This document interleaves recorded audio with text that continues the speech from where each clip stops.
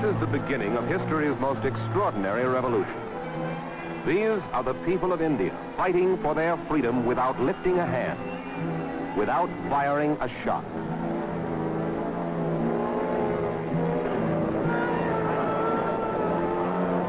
They follow the word of one man and offer their lives in the belief that he is right. This man inflamed the spirit of his nation and defied the power of an empire. His name is Mahatma Gandhi, and this is his biography.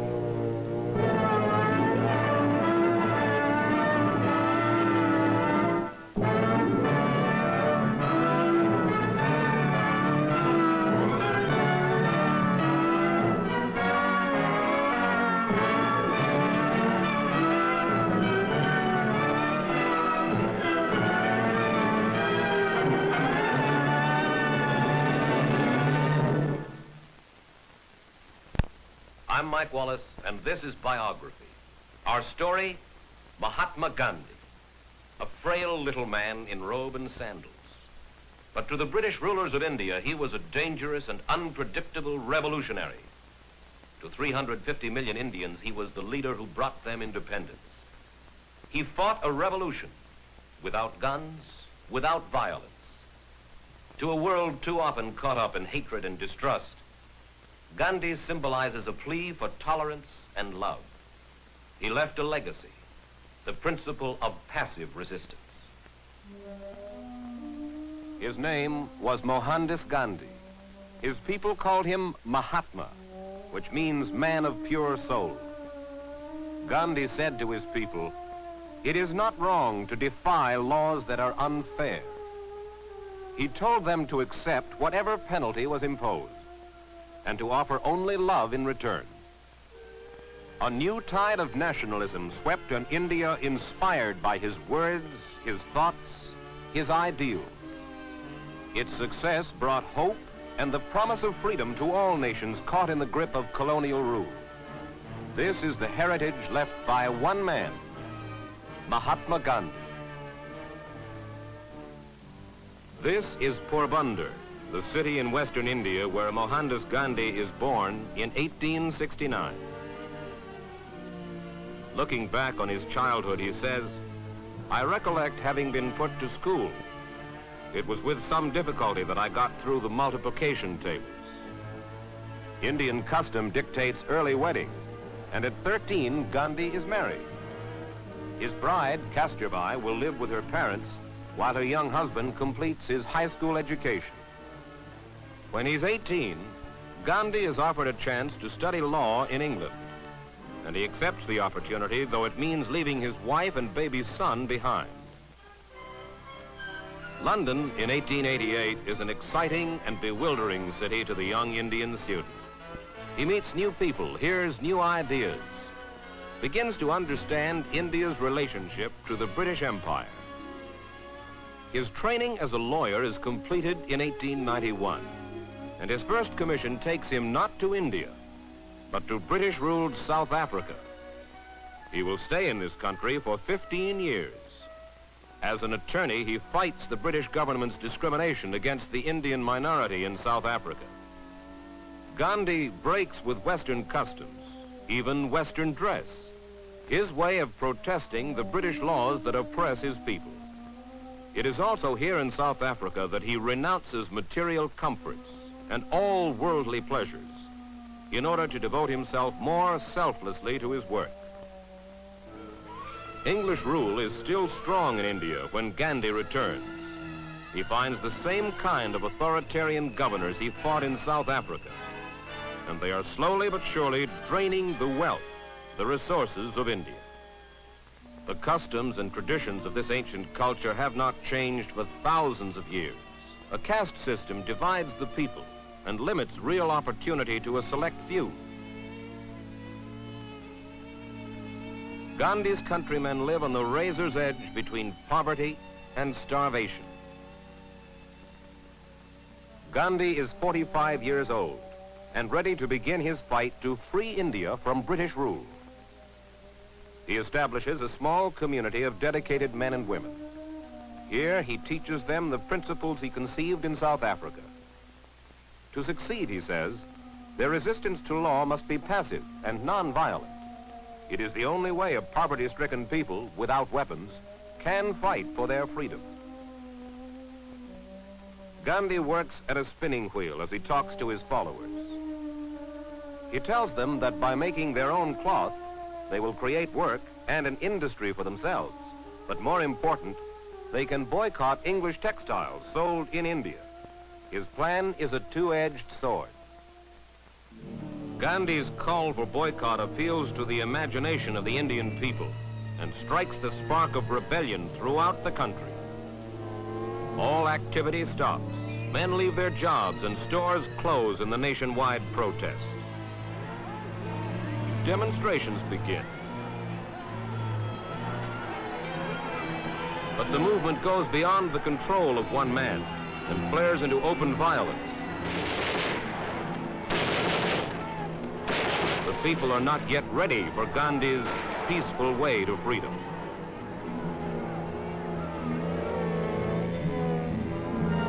In 1930, Mahatma Gandhi launches a protest against the salt laws. The people cannot produce their own salt, but must buy it from the state monopoly. To Gandhi, this violates a basic human right to take what is needed from the earth. This must end, says Gandhi. He tells his people, watch, I am about to give a signal to the nation. He plans to walk 300 miles to the Indian Ocean and there on the beach to take salt from the sea in defiance of the law. On March 12, 1930, the journey begins.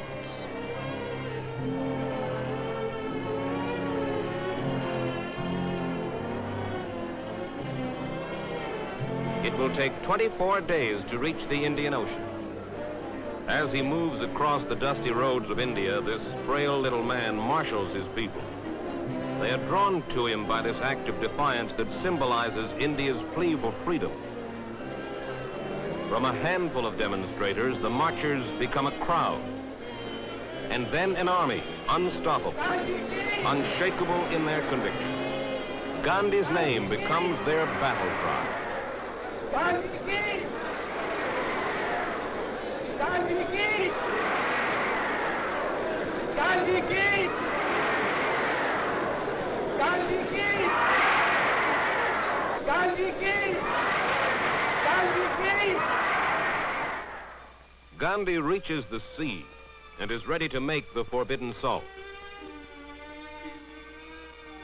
Some of the people gather the dried crystals from the edge of the ocean. Others carry buckets of seawater back to their camps.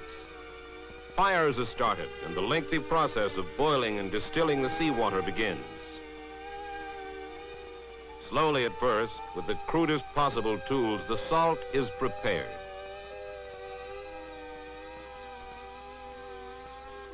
More and more people flock to the beach to join in defiance of the law. The mounds of salt grow higher and higher. They stand as symbols of an aroused people. And police action is the inevitable answer.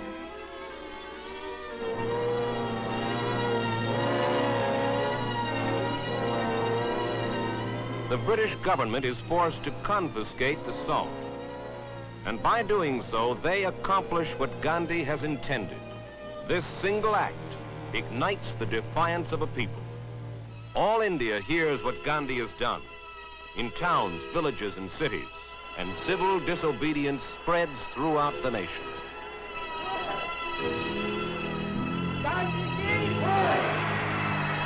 Guards are posted and barbed wire fences ring the salt pens of Bombay. But thousands of unarmed Indians invade the government monopoly. They are willing to face beatings, arrest, even possible death, just to grab a single handful of salt. The British police are unable to cope with this strange new form of protest. Once underway, there seems to be no power that can stop this national movement. Police are given steel-tipped bamboo clubs to break up the marching crowds.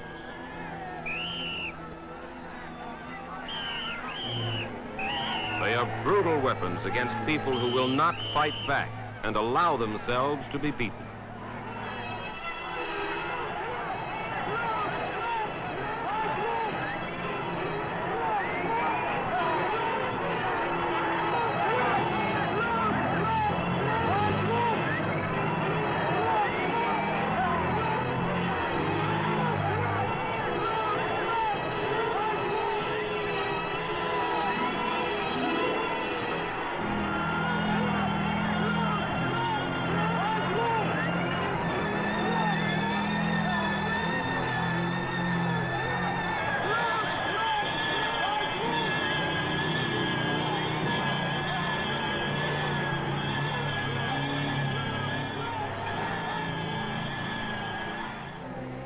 Gandhi and many of his followers are arrested in the wake of the disorder.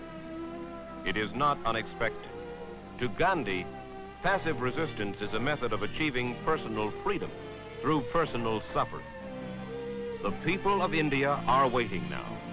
For the first time, independence is within their reach, and Mahatma Gandhi holds the key to their future.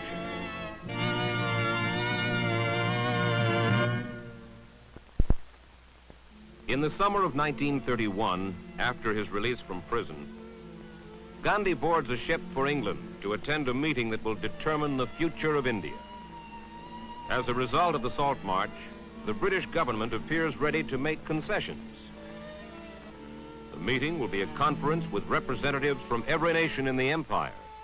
There is hope in Gandhi's heart that independence is finally near.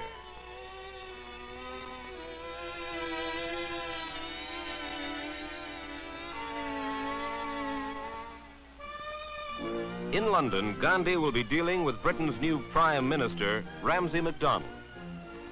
Official resistance to any real change in India's status has already formed. It will be MacDonald's job to limit Gandhi's demands.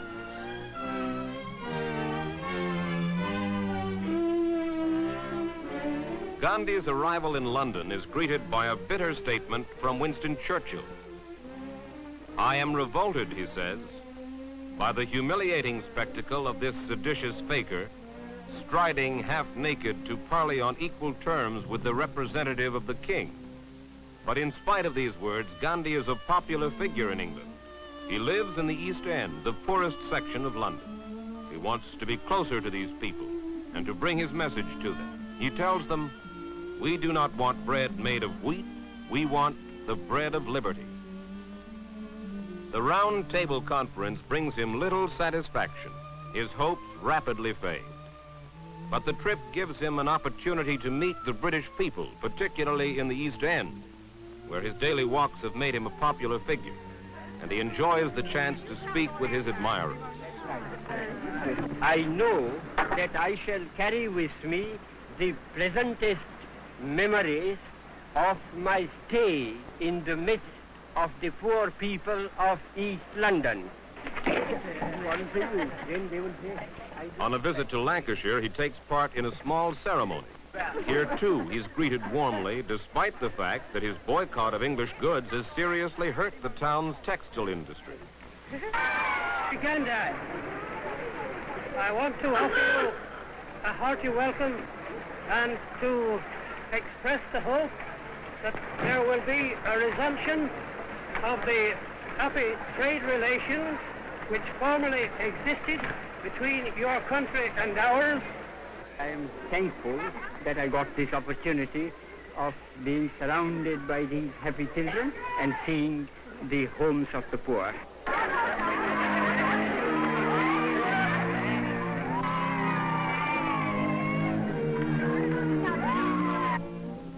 The Round Table Conference adjourns on December 1st, 1931. The problem of India is unresolved, and Gandhi prepares to go home. His final statement sums up the frustration of his fruitless visit. My speeches at the Round Table Conference have all officially reported. Call that as you like. It is complete independence that we want. As Gandhi's ship returns to Bombay, among the people awaiting him is Kasturbai, the woman he married 49 years before. She lives in the shadow of Gandhi's fame, moving quietly, almost unseen through his career. She is a patient symbol to the women of India. She will take her accustomed place in the background as the welcoming demonstrations begin. The Indian people take this opportunity to show Gandhi that in spite of his disappointments at the conference, their faith in his leadership is unshaken.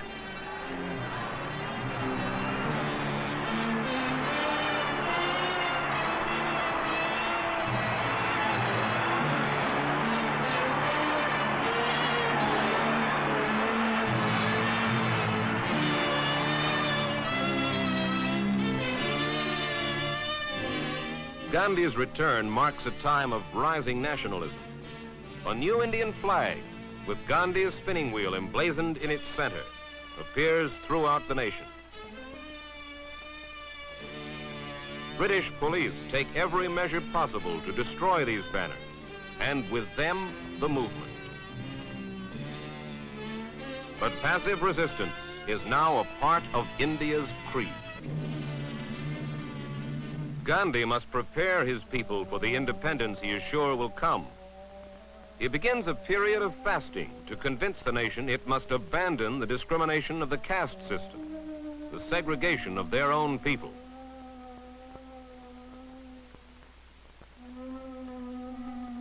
His fast ends only when Indian leaders agree to work for the recognition of the rights of the untouchables, the members of the lowliest caste in all of India.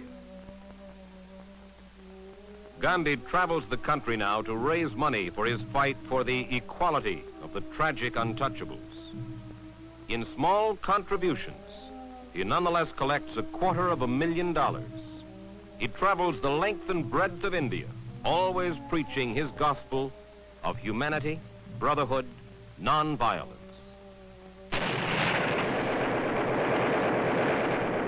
In 1941, events that begin 1,000 miles away helped Gandhi to achieve his goal of freedom for his people. The Japanese begin their march through Asia, and the attention of England turns to a more serious problem than Indian independence.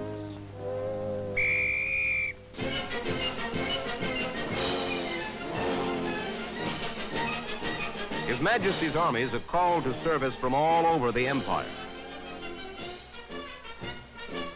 The Indian troops have been well trained and fully equipped by the British. They can be an effective fighting force for the empire. Gandhi knows this, and he tells his people that this is their best opportunity for full independence.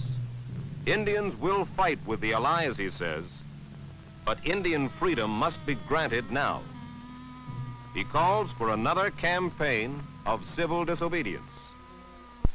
Again, India is swept by agitation. This time, the British are struggling in a global war, and they must put down the Indian demonstrations quickly, for the survival of the empire is at stake. The British government, headed by Winston Churchill, is alarmed by the unrest. Sir Stafford Cripps is sent to negotiate for Indian cooperation in the war effort. He meets with the heads of various nationalist movements, Muhammad Ali Jinnah, the Muslim leader, and Pandit Nehru, Gandhi's second in command. But he concentrates his efforts on Mahatma Gandhi. The British offer independence after the war if India will cooperate now. But Gandhi remembers his treatment at the Round Table Conference. He calls this new proposal a post-dated check and refuses to yield. On August 9, 1942, Gandhi is jailed for the last time. Britain cannot risk his agitating in time of war. He has spent 2,000 days of his life in prison as a result of his fight for independence. June 25, 1945. At Simla, in the mountains of northern India, a conference is convened. The British are ready to grant independence. Gandhi has won his fight. Released from prison under a general amnesty, he goes to Simla. Other leaders join him there. Pandit Nehru, destined to become India's first prime minister, and the powerful Muslim leader, Muhammad Ali Jinnah. He wants India partitioned, Pakistan for the Muslims, the rest of India for the Hindus. But Gandhi cannot agree to a division of his beloved India. It is a stalemate that will have a terrible effect upon the nation. The ravages of new rioting mark the streets of Indian cities. On the brink of independence comes the tragedy of a house divided against itself.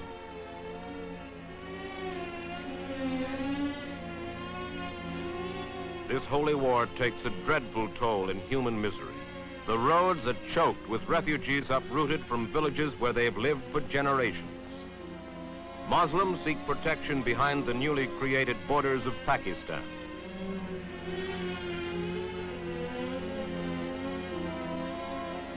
And Hindus flee to safety in the opposite direction. And millions of them, Hindu and Muslim alike, are caught in the wake of this upheaval.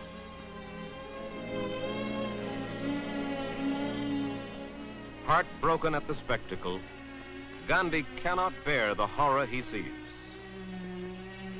He keeps asking, is there no other way? The answer is no.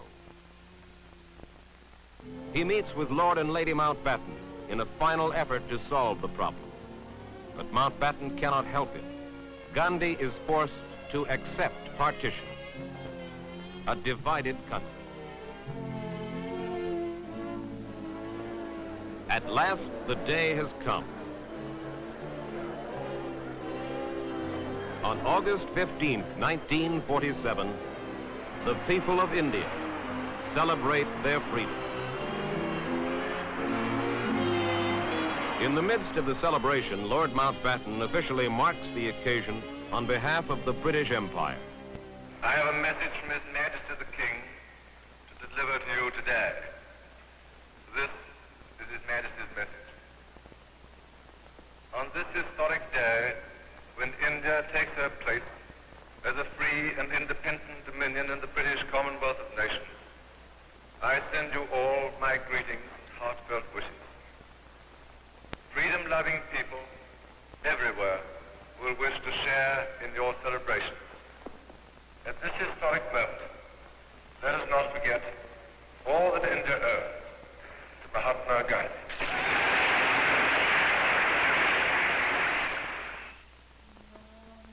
Mahatma Gandhi's job is done.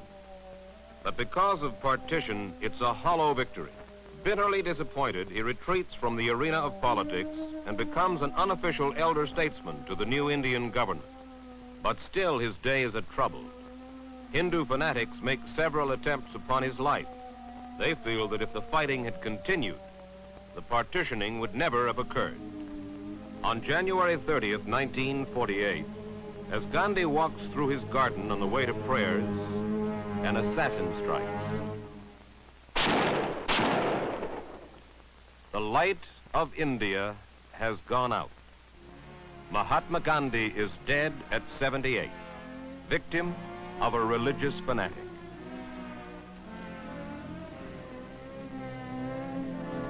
Two million people march in his procession as it makes its way through the streets of New Delhi.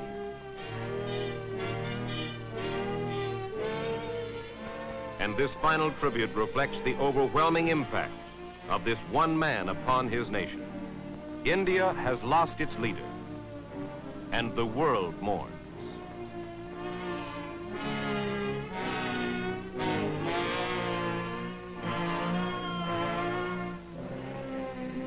United States Senator Arthur Vandenberg spoke for hundreds of millions of human beings around the world. He said, Gandhi was one of the deathless few who have lifted human character to immortal authority, who made humility and simple truth more powerful than empire.